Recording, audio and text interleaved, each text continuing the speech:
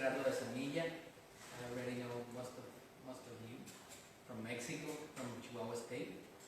And I'm going to share a little bit of what's going on in Mexico about holistic medicine. I'm Sidoryk from Canada. We're just having a conversation about the snow that we've left behind and the freezing rain. I'm a certified educator, and I've been on the board since 2010. Let me figure it out last night. So I'm going to be sharing the northern perspective. I'm Wayne Knight, from South Africa, certified educator. Been fortunate enough to have a little bit of exposure to not just South Africa recently. So I want to share basically Zimbabwe, Botswana, Namibia particularly, and a little bit of news from South Africa.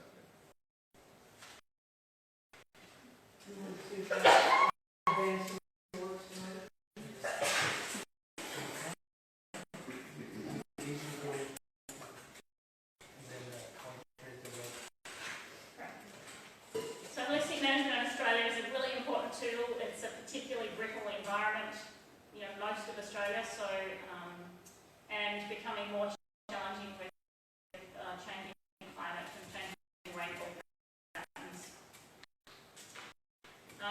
There's only about 12 or so educators in Australia that are certified educators. It's a pretty big company.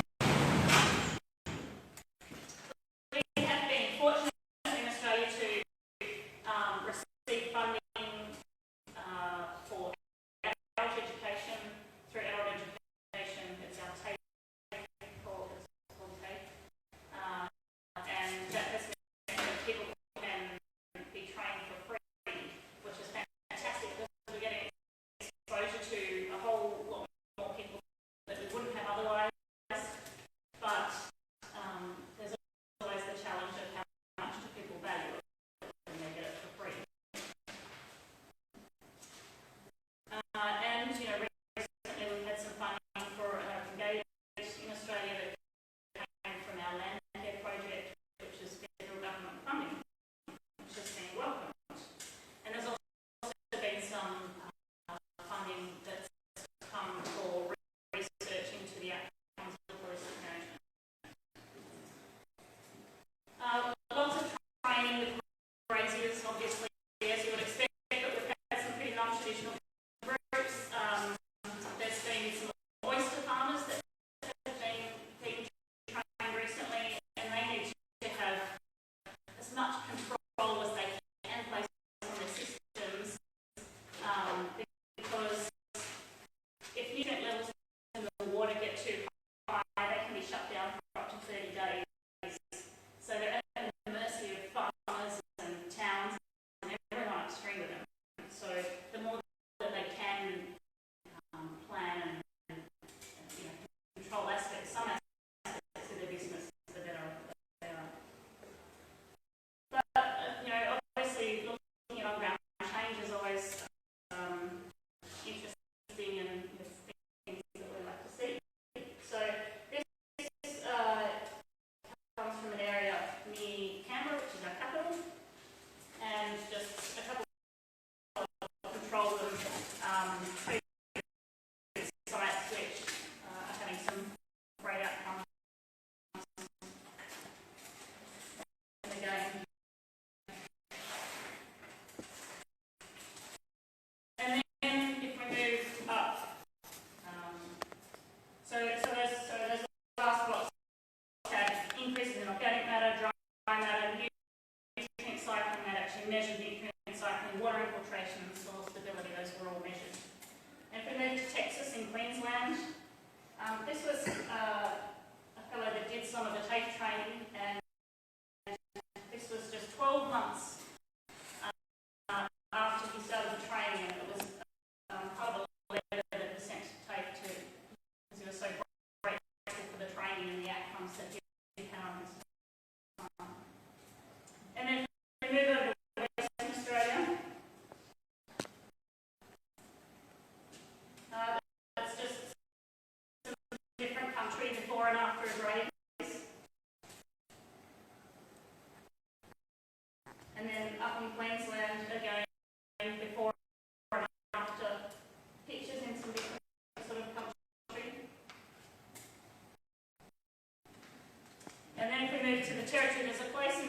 territory called, in the Northern Territory called Beetaloo Station, which was developed by the late John Dunkley.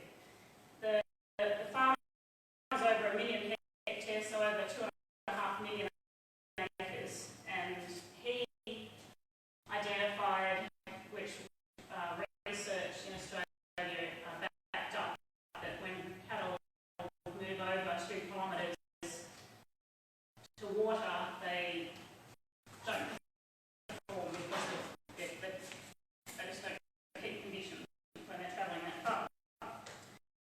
So we wanted to make the area more effective. You know, owns the place since 2002. His family now there. He passed away a year ago. It's 130 kilometres across and 120 kilometres the other direction. It's a massive piece of land. And he's, you know, so these are photos of what happened. On the left is what the countryside looks like near the water. The next one is 1 kilometre away from water, 2 kilometres away, 3 kilometres away. So you can see there's that real overgrazing near the water and perhaps undergrazing away from it. So, what do they do? He fenced the property into 4 by 4 kilometre grids. Bores were installed, tanks were at each intersection of the fences, which delivered troughs to each corner of each paddock. So each 4 kilometre paddock, 4 by 4 kilometre paddock had a trough in each corner, which meant that each time the cattle would go into that block, they would go to a different trough, and it would have mean that overgrazing around the water point would be reduced because it's less frequently around that area. So huge amounts of pipes and tanks.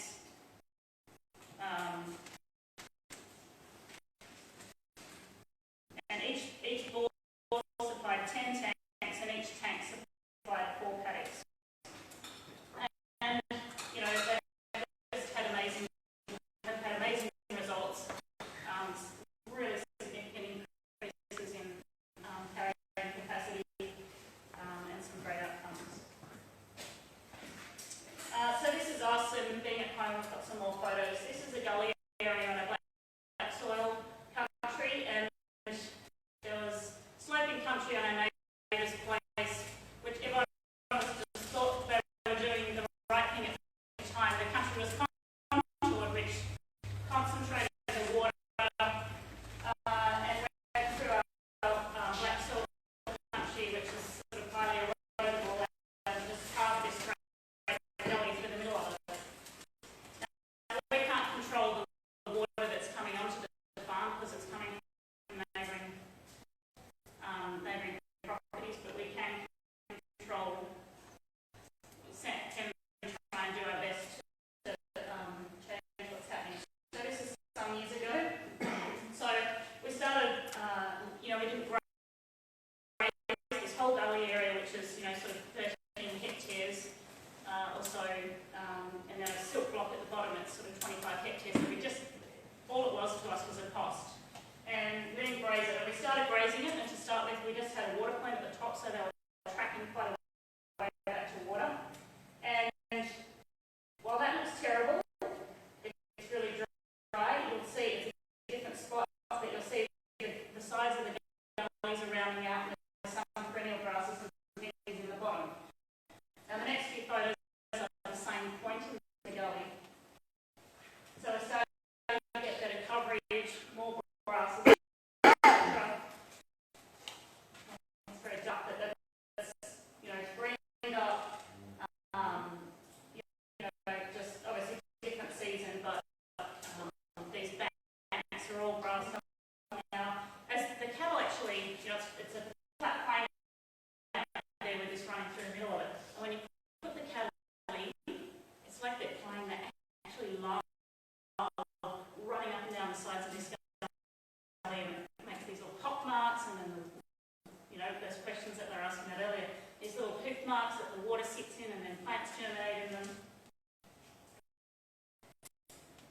this is just recently we've had some rain and while we can't control the water coming down it, we can try and make sure that we catch the silt and not have it leaving home. So, you know, that's a really exciting outcome for us. My husband used to spend several days in summer spraying Gerardo. He hated it, you know, we don't like using the chemical, it was a cost to us, and now it's a highly productive bag for us.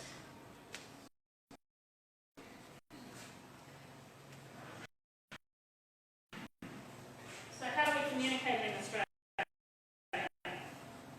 We have open gate days. There's been 3 open gate days there. Who has been to an open gate day here?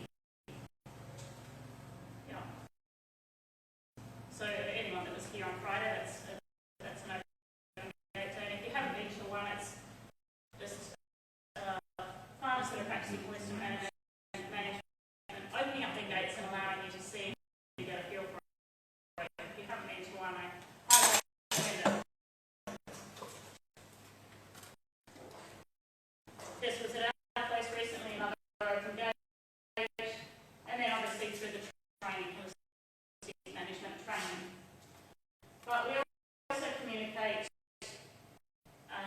the educators in Australia, regardless of whether they're with HMI or Sidoryk Institute, we all get together, the educators and others that are highly involved with holistic management, every month on the phone, and we share ideas about what's working in Australia, what's working from a training point of view, and just share for the good of, you know, holistic management moving forward. So that's our monthly meetings. So what next for Australia? You know, with increasing challenges of changing climate, we've had an amazing season this year, but prior to that, our rainfall patterns really are changing. It's, you know, big weather events, big rainfall events, and then longer dry spells in between. So grazing planning and things are becoming more important, and as those challenges are being faced by farmers, they're looking for other options, and I think there's a great future for the holistic management there.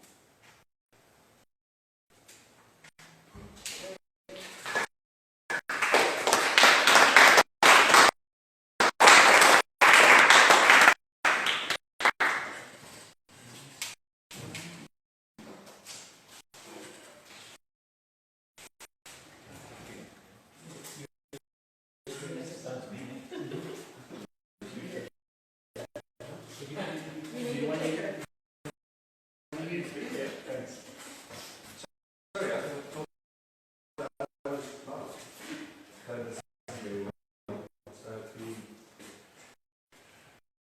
So as I said, I'm from South Africa. So the African region, just a quick map, it's the southern end and heading off into the west where I've been involved a little bit recently.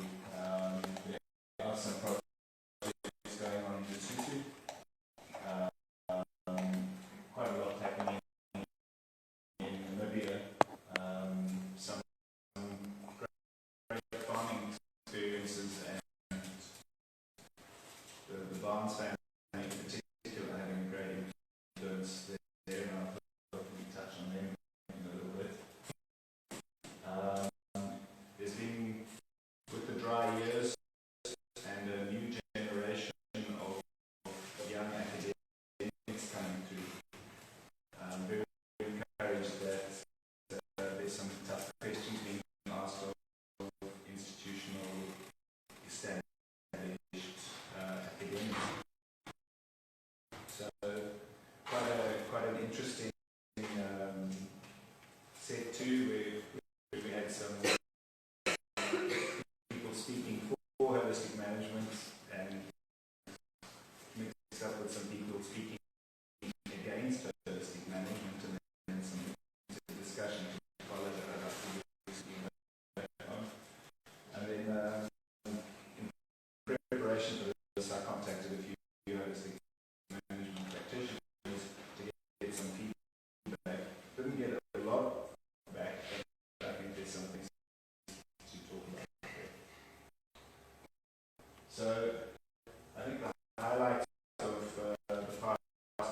has been a young German farmer.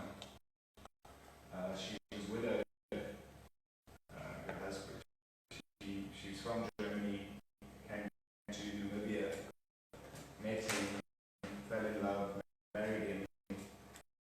And he was really into holistic management. But he tragically fell off the wheel preparing it and died. And she was carried on in business, farming business. You can imagine that would be pretty tough coming from Germany to a really good environment. And she was nominated for Young Farmer of the Year in Namibia and won. So this is her gate.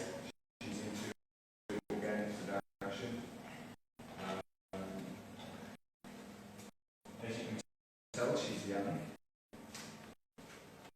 And what I find so significant about this award is that I don't believe the judges actually wanted her to win. When I listen to their comments during the awards procedures at her opening day, there were lots of ifs and buts around the award. But what is so significant about what she did and presented, her research, not her research, her record keeping was impeccable. Her grazing planning and her recording of the grazing planning and yield was so impeccable. The profit margins were impeccable. You could tell that the judges hated the livestock. She has tiny little Nguni indigenous cows. She has really scraggly looking indigenous sheep that are perfectly suited for her management and her environment. The boundaries that holistic management and the boundary comparisons that I'm not even going to show them to you. The boundary comparisons when you're driving around, the neighbors only have animals, and she has got oceans of perennial. Not the kind of perennial I want my cows to eat because they're not used to it. It's really rank, of course. But she's, as someone said earlier today, in one of the cook relations, is that you've got lots of grass, you've got lots of options. So she's certainly a very, very arid environment, has lots and lots of options. So I just thought it was so fantastic that holistic management won because there was no option. I mean, she won not because they liked this life. From data, profitability, ecological stuff, good planning, good monitoring, she just ate up the opposition, if you like. So what is also amazing is that nearly 400 people attended. Now Namibia is a tiny country and it's incredibly low population density. I mean, to go to a farmer's day, you travel a very long way. And over 400, nearly, I think it was, some people said over 400, some people said 380, some people, I'm not exactly sure what the final total was, but it was close to 400 people attended this day. It was a very hot March day. It was probably 40 degrees outside, so under the top pouring tent, it was killer. No one moved. Everyone was there listening. Judith presented probably for 2 hours on and off with other speakers in between. So there was this huge amount of information.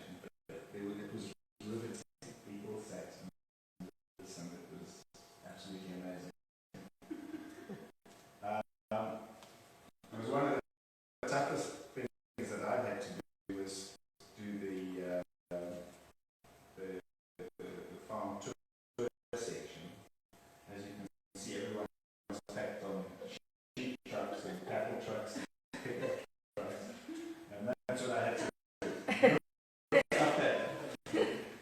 No one was allowed off the trucks, so that didn't work so well. But you're trying to explain ecosystem function and mail over there and how loud it is and ponds and someone hoots and waves at his friends. Someone everyone was there when we left the tent where the presentation happened. It was fantastic because it was a community that was there. There was a huge amount of interest because it was the young farmer of the year award. So it was a huge feather in holistic management. Of course, a lot due to Honda and huge sugars. Just some pictures of what it looks like. Incidentally, the green in the background is the neighbouring farm, but there's nothing but animal and very low productivity animal there. Those are her Damara sheep. We'll put this slide up for a good reason. I'm trying to remember what it is suddenly. Talk about Vika. Well, Vika is an educator, but the whole day was really around holistic management, and I think that made the organisers quite unnerved because they kept saying, "We're not advising holistic management. It's just this is a very good example." So, and holistic HMI awarded Judith with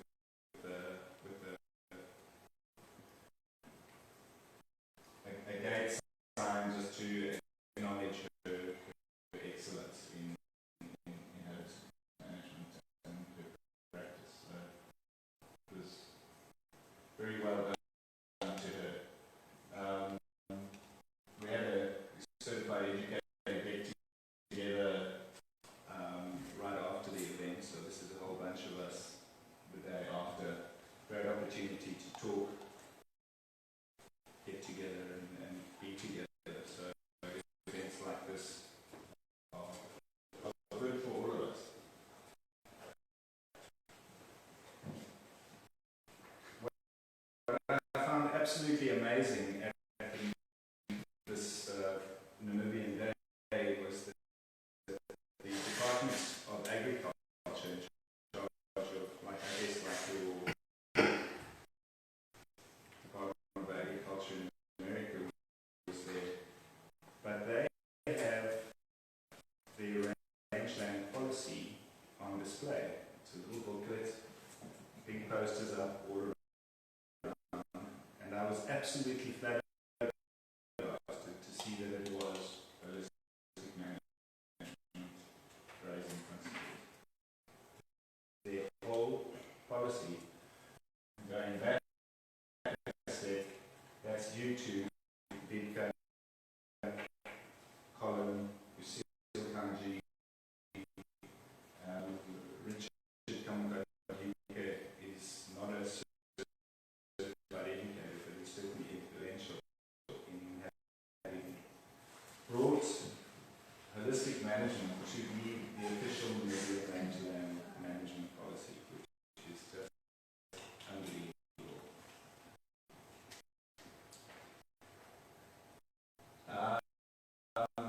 Touching on the debate between the four speakers for and against holistic management, I think the drought situation in South Africa and the desperation looking for real solutions always brings about a shake up and wake up. I think a lot of it is also to do with really increasing rates of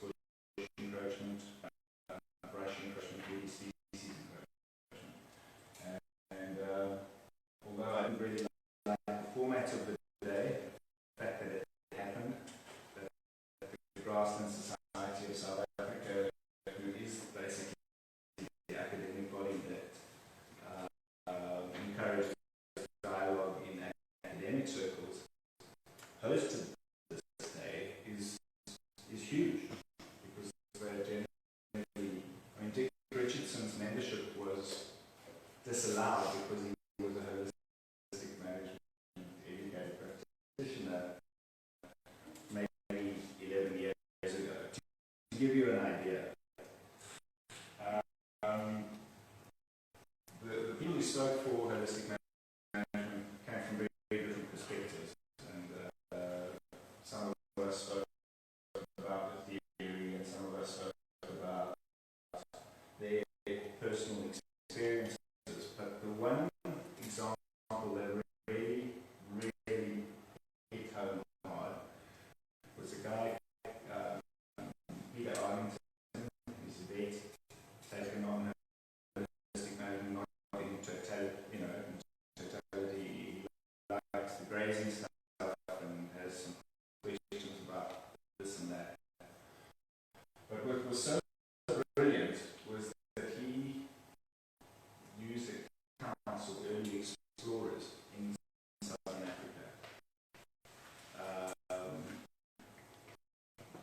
Their accounts of unbelievably massive herds of wild animals, unbelievable diversity of herds, and the degree of trampling of soil surface.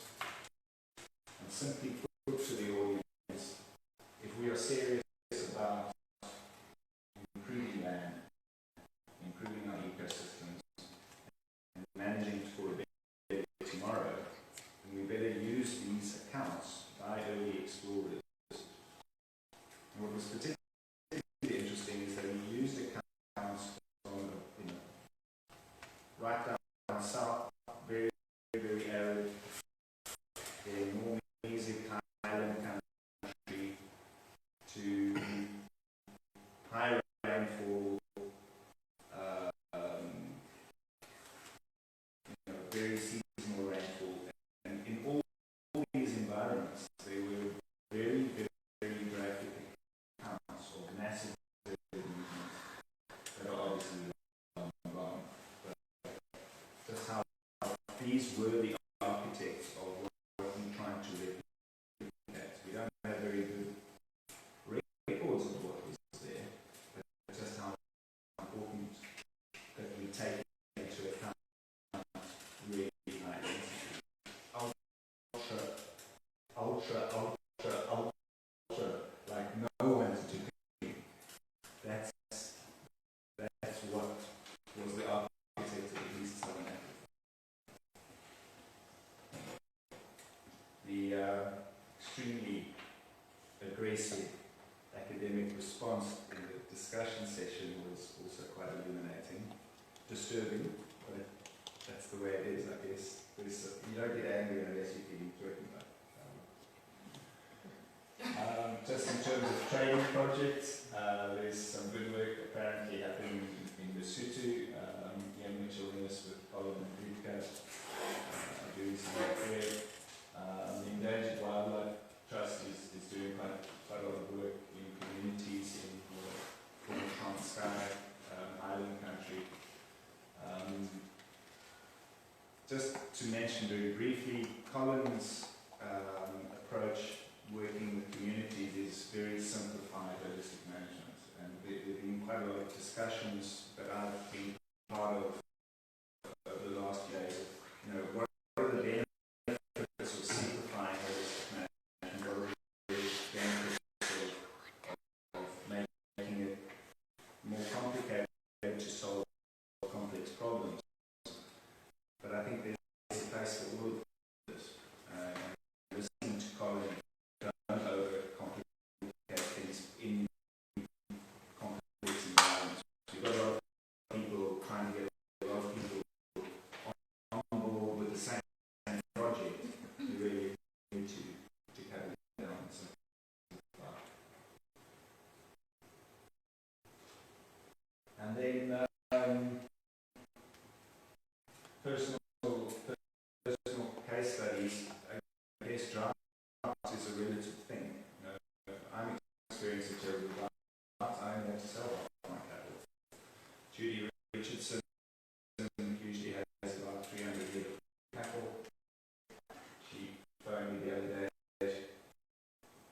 towards the end of our growing season, and she said she hadn't gone out to do a grazing plan.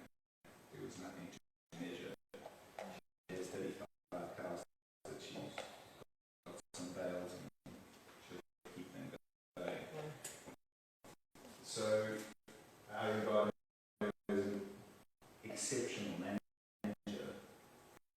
Just when she gets 73 millimeters of rainfall, what's that, 2.5 inches for a season? And I think she got about the same as season before. There's just nothing you can do, and we need to be aware of that. There's holistic management. It's fantastic for everyone on that list, everyone else on the list, I mean. They've done amazing things. Some of them haven't sold any cattle. Roland was telling me he lost 60% of his farm in a fire a year ago. And I don't know how but he's managed to keep all his cattle, what was left, and then the tiny bit of regrowth he had. So plan grazing definitely has its place. That's something I was saying earlier, yesterday, today. There's times when you don't have the grass, you just have to sell. And keeping to that discipline, I think, is what it's all about. We need to remember that when you've got to sell, you've got to sell. And I guess some pictures of Jack Claff, who's a new, someone I haven't been in touch with, practicing holistic management. He says he's only grazed 60% of his farm. At the end of the growing season, he's obviously way understocked. Had hardly any land. I'll just leave you with a pretty picture, and that's what I can fit in for 10 minutes.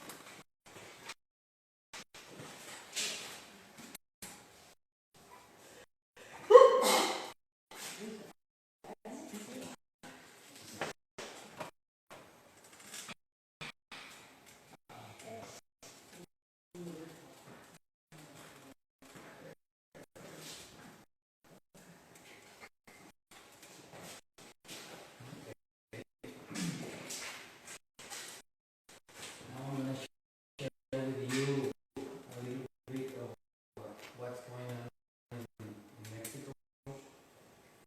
I wish I could have some pictures like the ones that you have. The way I thought about showing some information about Mexico is, well, I thought I'll be sending a survey to some people there in Mexico.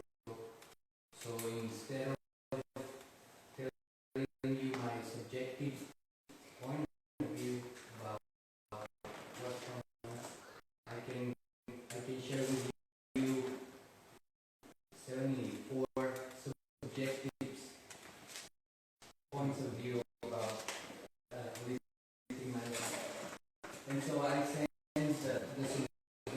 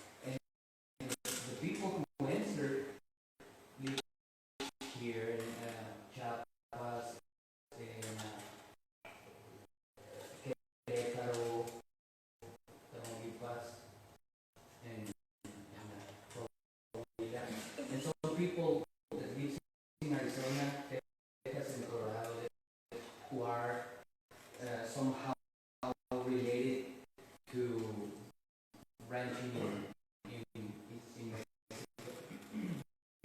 So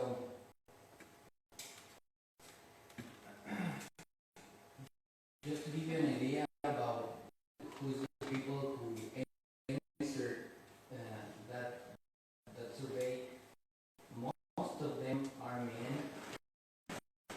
Just about 10% of the respondents are women, and the age of those who answered is the oldest one is about 75-year-old. In average is 48, 47-year-old people who answered, and the youngest is 21. So there's a great diversity of ages in that group. And then I asked them the kind of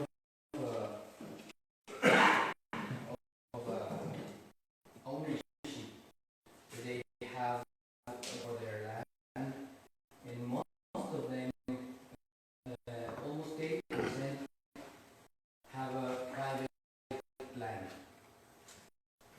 Just a few lease some other land.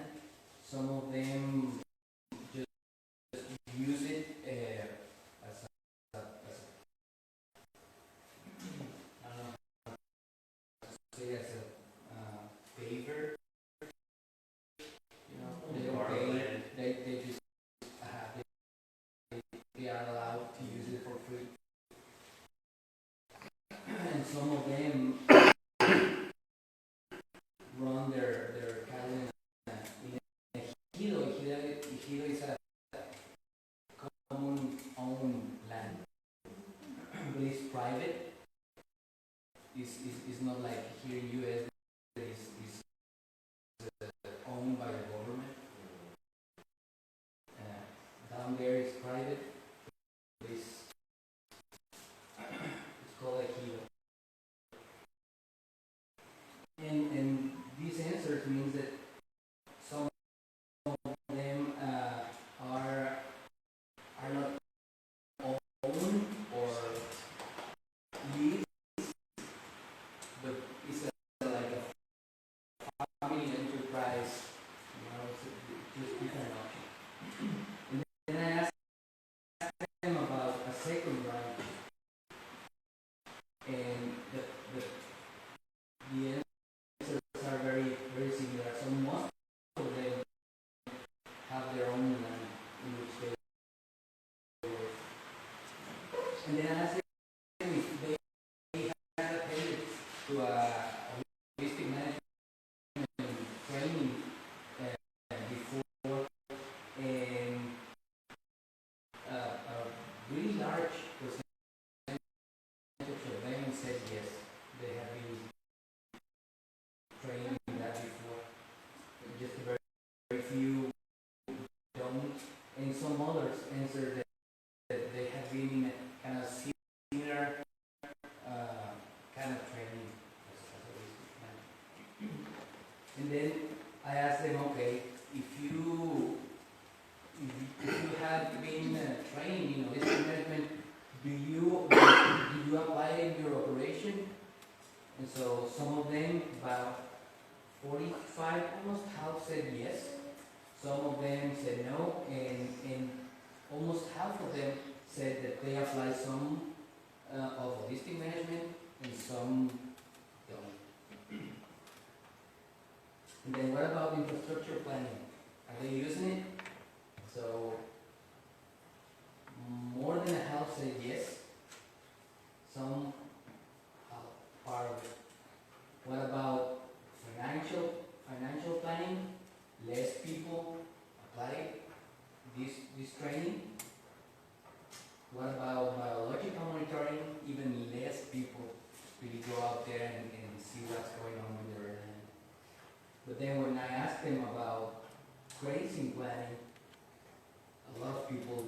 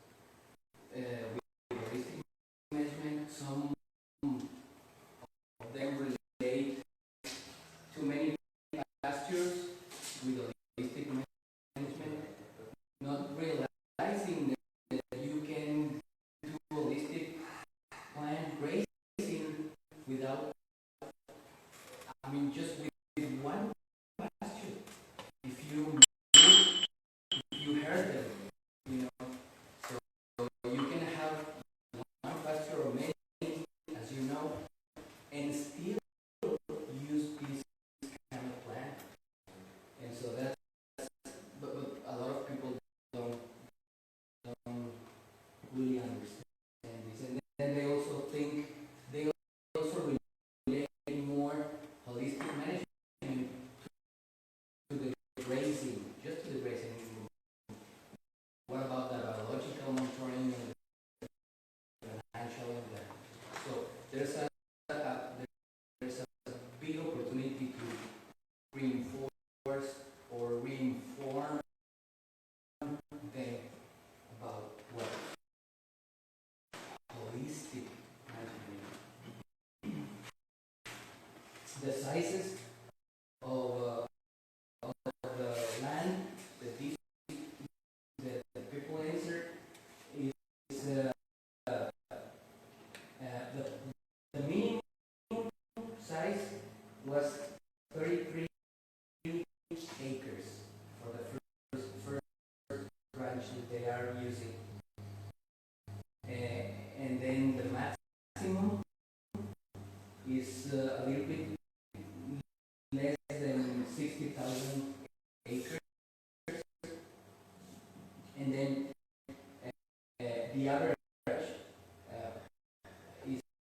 is about 5,000 acres or so.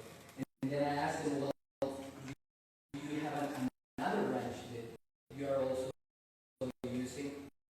And then when they, for the second ranch, the answer was similar here, 33 acres as a minimum. And then the maximum, a little more than 20,000 acres. Those average are pretty similar. So there's also a huge difference in the size of the land that people related with holistic management are using. Some of them, that means that some of them are using really small farming areas, and at the same time that some of them are using really big pieces of land. So when I added all the land that these people that answered are using, so that's what I got. That's a pretty good piece of land. And most of the people who answered, maybe 80% of the people who answered are in Chihuahua, which to me is a good hope, because there's a lot of people who didn't answer. They are not in Chihuahua state. They are also managing, holistically. So this number should be much bigger than that. And then I asked them, do you know where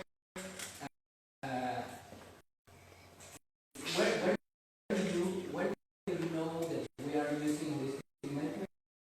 And they mentioned almost all the states in Mexico.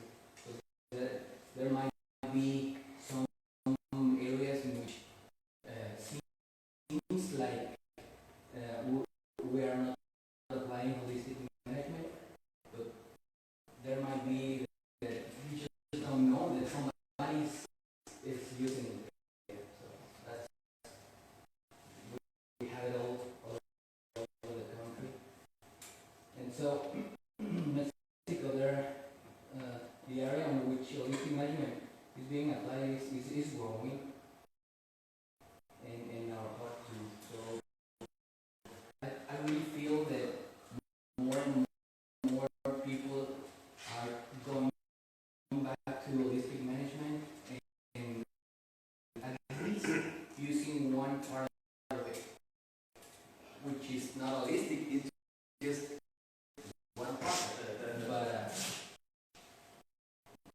something is better than nothing. And so, that's what I wanted to share with you. There's a lot of people that are doing a really, really good job in raising and some in infrastructure planning. I don't have any pictures of that, but I really feel that it's getting better and better. Slowly, but I think it's getting better.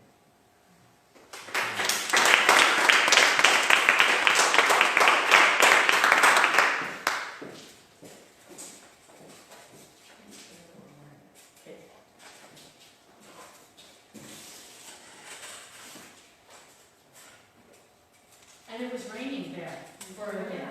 Hopefully that is a sign that it is on its way.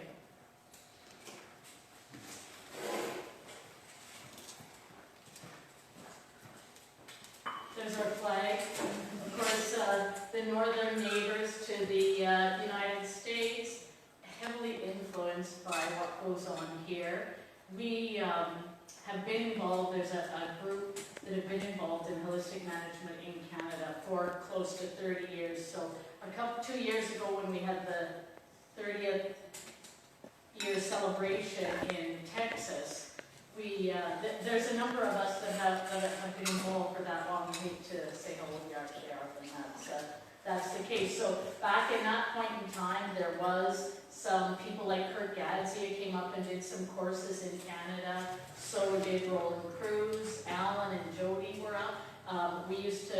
There used to be a contingent that would always come down to Albuquerque where there was an annual gathering. So there is a long history of being connected over the years. And just a sunrise picture. So it started in the mid-80s. Back then, some of you will know it was called Holistic Resource Management.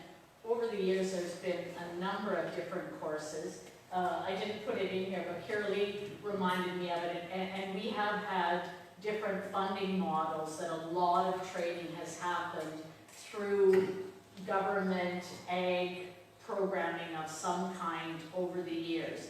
Of course, that's never anything that you can rely on, but it certainly has helped us to increase the numbers over time. There's 10 certified educators. Some of those have been certified for a long time. 10 might be a little bit of a high number, actually.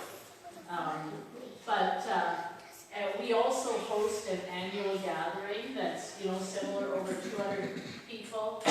Monthly newsletter, Facebook page, and again the training occurring through the government programs. We've just recently received some funding to now officially have an HMI Canada coordinator, and Dana Penrice in the back of the room is that person.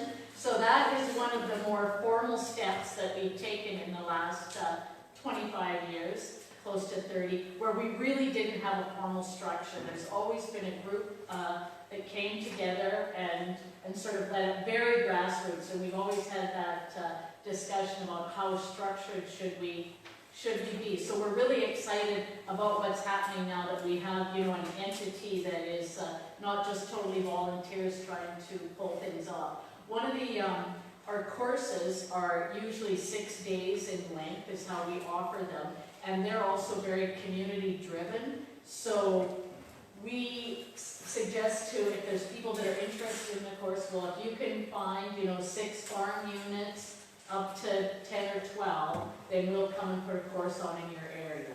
We leave it up to them whether they want to have 2 3-day sessions or 3 2-day sessions. Nobody ever chooses, like we used to in the old days, one full-on 6-day course anymore, but you know what people's lives are like. So we leave that up to them. We have also been having, I should keep going to showing some more pictures. Yeah, the open gates, we started having those field days. We did a few last year, 6 or 7 probably, and slightly more than that this year. So those are mostly happening in the prairie provinces of Manitoba, Alberta, and Saskatchewan. So our group of educators that's sort of organizing these things like the idea of, before you get people to commit to a 6-day course, you can give them more of an intro with a 1-day, and then as well as collaborating with some other like-minded groups, and the topics are a number of different things. They recently, a group including some holistic management practitioners has put a demonstration site together in Manitoba. I don't know a whole lot about it, it's just kind of up and running, but there's a lot of excitement and positive ideas about that. So there's just a quick picture of the flag. Does this have a, use the thing. So here's the, well, I'll just, Alberta, Saskatchewan border, and this is where we are, about halfway up. And it's these 3 provinces that have really had a lot of courses over the years. There's been some activity in British Columbia as well as Ontario. And you know what, last year I was actually up in Whitehorse, up here in the Yukon to do a course. There was a group of farmers up there that were really interested in what was going on. These are just some quick pictures from our operation. You know, everybody likes to see the cattle and grass. That is the basics. In our operation, being livestock, clan grazing is a popular component. We use the tool of bale grazing in winter to really improve the land. And I would say that's had a significant impact in people's practices for moving forward in Canada over the last 5 to 10 years. Mind you, just listening to Greg Judy with his idea that maybe we're concentrating it too much in one place, we've got to talk about that as well. But the Gabe Brown and the cocktail cropping that's going on in North Dakota, is where he's from, is really, really gaining popularity. So it used to be that, you know, people thought, well, holistic management, that's for those guys that have cattle and you know, big pastures, but there's just so much interest and a lot of popularity in that. Last summer, there was a carbon sequestration project done in Alberta, headed up by Richard T. from Texas A&M, and I can't remember all the people that were involved, but they came up and really did an intense analysis on 5 ranches, and they just got some preliminary results out that haven't formally been published or released. There's also a video, but it's really, really encouraging work comparing the amount of carbon that's being sequestered on holistically managed grazing situations as opposed to continuous grazing on the other side of the fence. We're also having a lot of talk in our country about carbon tax, so there's a feeling that this is timely, that, you know, if they're gonna talk about a carbon tax, let's really start looking at what we are doing to sequester carbon. There's just another shot of some yearling or stalker cattle, as some of you refer to them. The BSE had a really significant impact on our cattle industry when the border to this country was closed for such a long time. And yet we do follow a North American cattle market, so even though we're still recovering from some of the effects of BSE, we fall into this North American market. And so we're having the same impacts as you've been talking about the last few days, where the market has been quite good and now it is rapidly going down again. And of course we totally depend on the United States as us exporting them as an importer of cattle. There's just a picture of our operation, the aerial photo, and how the maps are divided out. Wouldn't be right, there's a good bale grazing picture, of course snow. Wouldn't be right without a snow picture from the Canadian, I don't think. But look, we have lovely wild roses in the summertime too, and the grass really, that's just from this past spring. So we started out anticipating being slightly dry, but it rained really excellent. So we just had really great growth. This is just one of our local enterprises that started a greenhouse in our community, and they're really trying lots of enterprises, and it's new for our area where people are doing, you know, more commodity agriculture on a big scale. So it's quite exciting what they're doing and trying. And the idea of, you know, more local food production is becoming more interesting all the time. But of course, you know, we're a long ways from markets. When we drive, you know, through San Francisco or over whatever it was we did, you know, there's a lot of people down here, much more than we have. That's just another shot this summer, moving a set of yearling heifers. And the between the ears too, for all those that like the horse shot pictures. I like dabbling in photography, so there's some playing with that too. That's a Saskatoon berry, and down here you guys have a lot of, there's always the health benefits of blueberries, but the little known Saskatoon berry from the prairies of Canada, I think, has as much, if not more. Looking at, you know, complexity and biodiversity, and of course including the animals in the landscape and the end of the rainbow. So, you know, we're really excited, I think, how things are moving forward, and you know, for me, and I'm always reminded when we come to gatherings like this, that a big, huge part of this for me and many of us has been the people side of it. And, you know, I just can never stress that enough about wanting to be lifelong learners and exploring different options and ways of doing things. And it's been such a fantastic community to be part of. So anyway, thank you for, am I about on time there, man? That I could just right on. Okay, so thank you at the end of a great couple of days for, listening to our presentation.